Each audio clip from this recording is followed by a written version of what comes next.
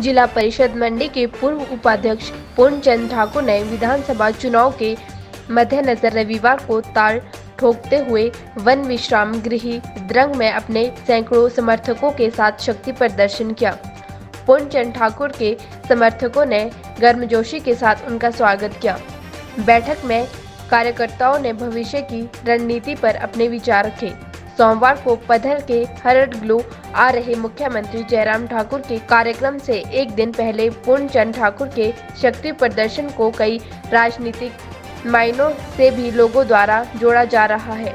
पूर्णचंद ठाकुर ने कार्यकर्ताओं को संबोधित करते हुए कहा कि विधानसभा चुनाव नजदीक है, उनका अगला राजनीतिक कदम क्या होगा यह सब उनके समर्थक ही तय करेंगे।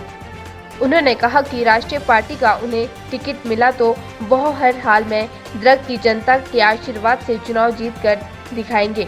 ठाकुर ने कहा कि उन्हें किसी राष्ट्रीय पार्टी से टिकट के लिए आवेदन नहीं किया है। मुख्यमंत्री जयराम ठाकुर से चुनाव लड़ने को लेकर उनकी बात हुई है। उन्होंने कहा कि कोई भी ऐसी पंचायत नहीं है जिस पंचायत में पूर्णचंद ठाकुर नहीं गया हो। करने की बात करते हैं। इन पिछले 5 सालों में जितना द्रंग चुनाव क्षेत्र के हर गांव में मैं घुमा हूं, इतने जो है ये वर्तमान और पूर्व में जो रहे वो नहीं घूमे हैं।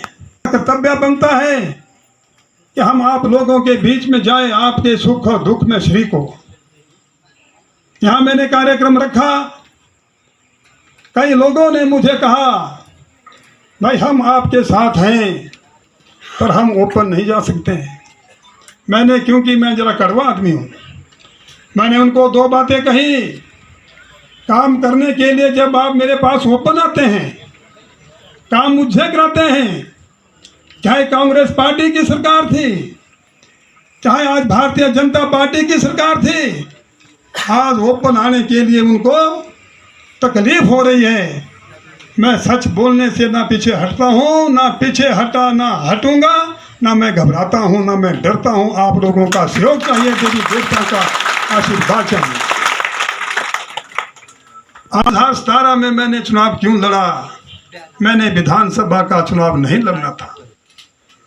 एक कारण क्या थे? एक कारण आप लोग जानते हैं। मुझे बैठकर मुझे चुनाव नहीं लड़ना था, अपना पैसा भी बर्बाद करता, अपने रात दिन लोगों के बीच में भी घूमता, मगर कुछ लोगों ने मुझे चुनाव लड़ने के लिए मजबूर किया।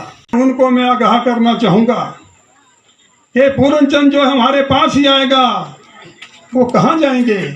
उनको कोई जगह नहीं है। मेरी 64 साल उम्र हो चुकी है। मैं तो एक बात कहना चाहूँगा आप लोगों के माध्यम से, राजनीति में भी आयु सीमा होनी चाहिए। ये जो हमारे नौजवान बैठे हैं यहाँ, ये जो नौजवान बैठे हैं यहाँ, इनको कब वक्त मिलेगा? इनको कब वक्त मिलेगा?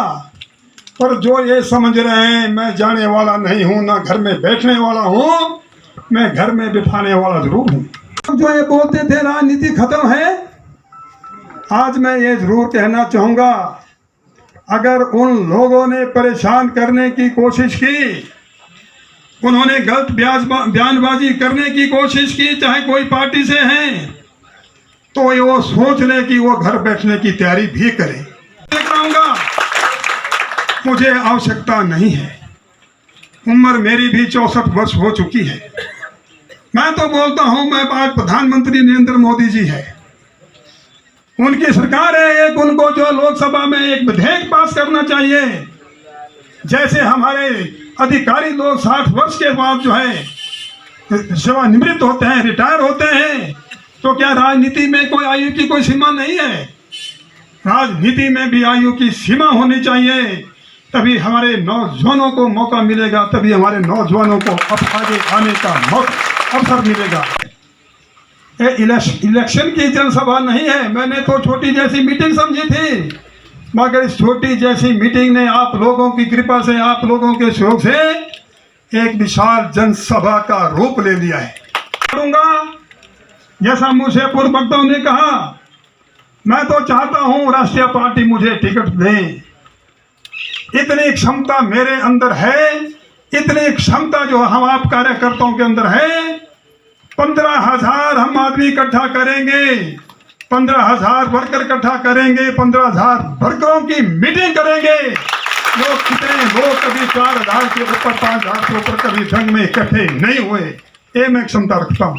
आप लोगों के सहयोग से, आप लोगों के सहयोग से इतनी हम क्षमता रखते हैं। एक इतिहास बना हुआ है। 1985 के बाद एक बार कांग्रेस, एक बार बीजेपी, एक बार कांग्रेस, एक बार बीजेपी। क्योंकि कुछ लोगों ने मैं गांव में मुझसे क्वेश्चन किए, बल्कि जंग में जो है 40 साल तक जो है कांग्रेस पार्टी का राज रहा। क्योंकि मैं सच को भाई सच बोलता हूँ, झूठ को मैं झूठ बोलता हूँ। मैं क्या 40 साल तक राज नहीं रहा, मगर जंग में विधायक कांग्रेस पार्टी का रहा।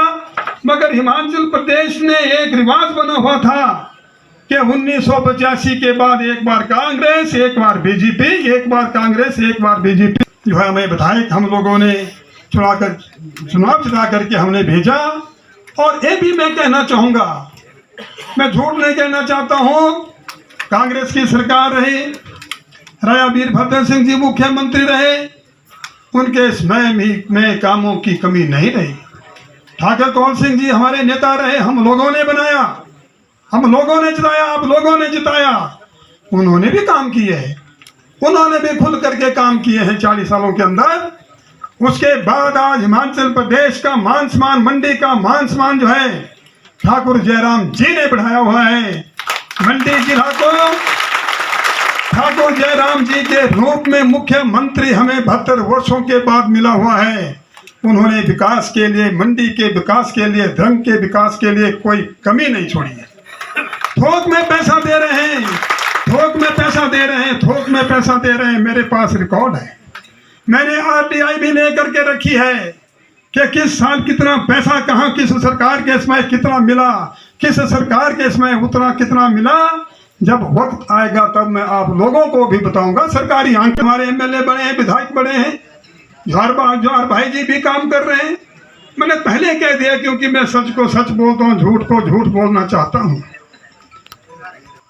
कुछ लोगों का ये कहना, ये भारतीय जनता पार्टी के ऊपर कह रहा हूं मैं, कि पूरन चंद ठाकुर खड़ा न होता तो हम 15,000 से जीतते।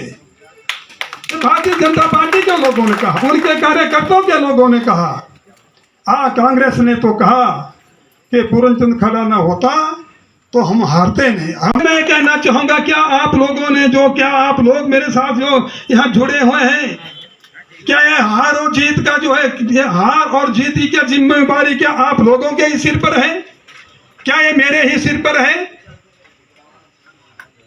आएगा तो जीतेंगे, जाएगा तो हारेंगे। मजबूत ना होते तो ये ऐसी बातें क्यों करते?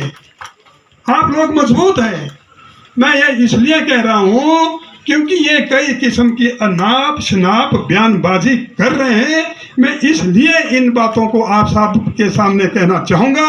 और ये जो इलेक्ट्रॉनिक मीडिया यहाँ है, अंदर में आ रहे हैं, हमारे मुख्यमंत्री है, मंडी के हैं। ये मीटिंग मैंने इसलिए भी रखी, और उस दिन कल जो है आप सभी लोग जो है पद्धर भी आएंगे और उनके विचारों को सुनेंगे मुख्यमंत्री महोदय जी के, और उसके बाद आप घर को चले जाएंगे। कांग्रेस पार्टी की मुखालफत करने के लिए आया हूँ, ना भारतीय जनता पार्टी की मुखालफत करने के लिए आया हूँ। और मैं आप लोगों के बीच में 2 बातें और कहना, राष्ट्रीय पार्टी से लड़ेंगे, ये मैं दावे के साथ कहना चाहूंगा। डंके की चोट पर आप लोगों के माध्यम से कहना चाहता हूं, मुझे कोई भी राष्ट्रीय पार्टी टिकट देगी, मुझे नहीं आपको, हम सबको, तो उस पार्टी की सीट जो है निकलेगी ही निकलेगी। उसको कोई नहीं रोक सकता है, उस सीट को। चाहे कोई बोलते हैं पैसा लगा, मेरे पास पैसा नहीं है, मेरे पास मेरी धन दौलत आप लोग हैं। हम लोगों ने आप लोगों को कमाया है। वो चाहे 10 करोड़ पे लगा देंगे, फिर भी हम जीतेंगे, ये मैं कहना चाहता हूँ। आज पढ़ा लिखा इंसान है, पढ़ा लिखा नौजवान है, अपने वोट की कदर जो है हर नौजवान जानता है। पैसा कौन बांटेगा? पैसा वो बांटेगा जिसके पास 2 नंबर का पैसा है। रोटी हमारे पास भी है, ये ढंग से आज से नहीं है, ये शुरू से है। 2 टाइम की रोटी हमारे पास भी ठीक है, मगर हमने नाजायज तरीके से पैसा नहीं कमाया। चुनाव तो मैं तब लड़ूंगा जो आप लोग बोलेंगे। आज़ाद भी लड़ूंगा, ये दोनों भूल जाए बेचारे, 8 दूने 16,000 वोट शुद्ध दूंगा। ये भूल जाए इस बात को। जिन लोगों के कम से कम 800-900 लोगों की तो ट्रांसफरों की एडजस्टमेंट कराई हुई है इसे। और ठाकुर जयराम जी का मैं बहुत धन्यवादी हूँ। जो भी काम उनको बताए उन्होंने काम को किया है। और जो उन्होंने हमें बताया, जो उनका आदेश हुआ वो हमने भी किया। बिना झिझक के, डरने की किसी को कोई जरूरत नहीं है। आप खुले दिल से जाएं, खुले दिल से आएं। मेरे दरवाजे सबके लिए खुले हैं। जिन्हें तरीके से उनको तभी जिताया जा सकता है जब हम संगठित होंगे, इकट्ठे होंगे, एक मंच पर इकट्ठा हो करके चलेंगे। और बाकी यहाँ लोगों ने बड़े अपने अच्छे विचार दिए। मैं इलेक्शन लड़ने की जो बात कहा, मैं इलेक्शन लड़ूंगा, आपके कहने पर लड़ूंगा।